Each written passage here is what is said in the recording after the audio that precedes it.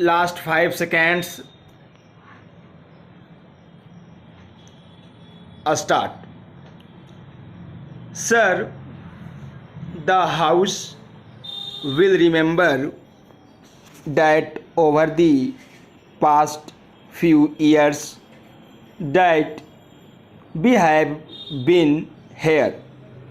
We have been demanding a change in the structure of our taxation, and it is only this year we have heard the finance minister announce that the time has come when the tax structure of our country must be changed. What exactly is the change in the tax structure that is going to be made still remains to be seen.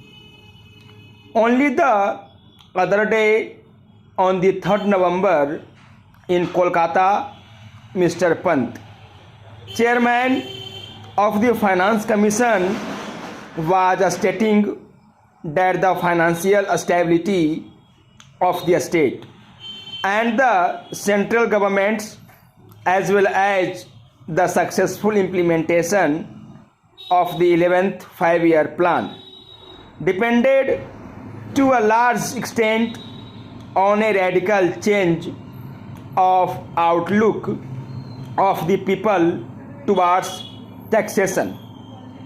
In that speech, he also made it clear that he would expect the common people to pay more taxes.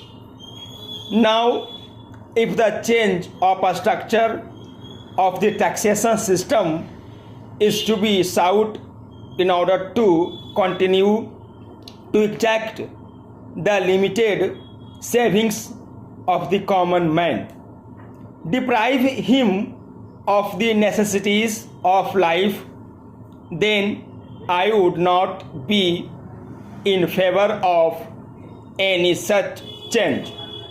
If, however, the tax structure were to be changed for a policy that would make the rich pay for the 11th five-year plan, I would be in favor of it. I make it clear that it has never been the contention of the people that they would not bear the responsibility of building up the country. In fact, our workers in the factories are sweating day in and day out so that our industrial production goes up.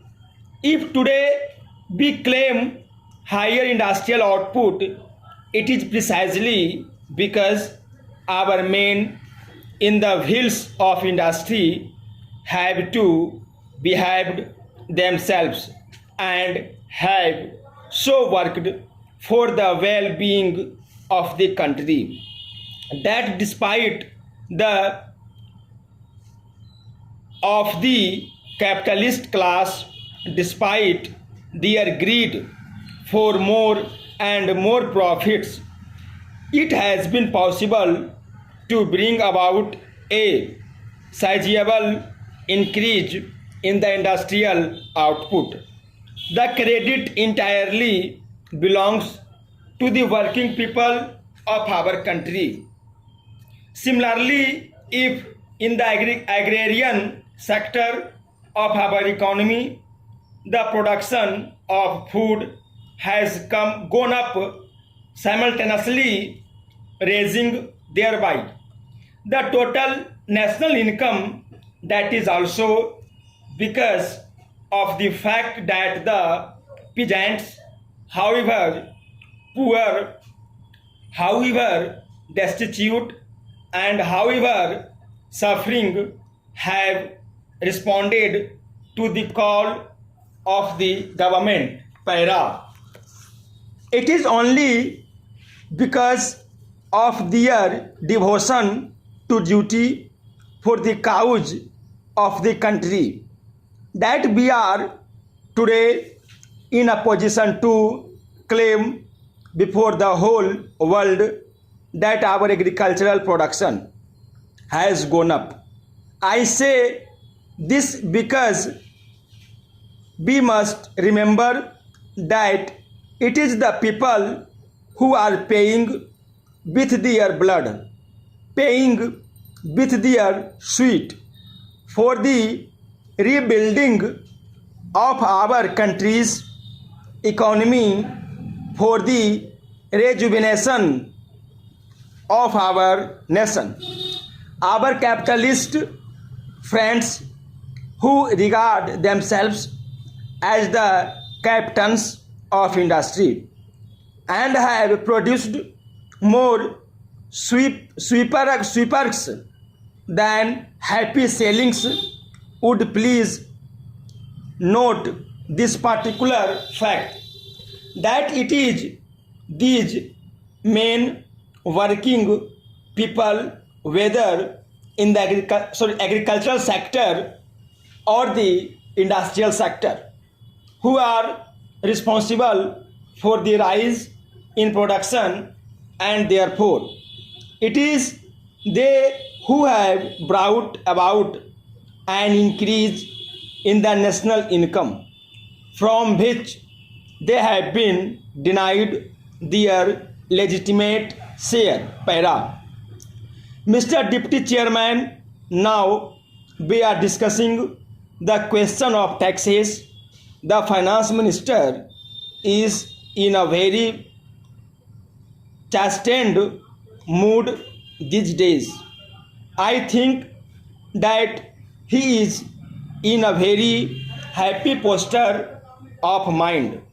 Today, when he makes such a speeches, he forgets that merely by taking money from the rich, you do not distribute to the poor. We have seen in the United States, in Germany, in England, where heavy taxation measures obtained at the same time relatively speaking the poverty of the people continues.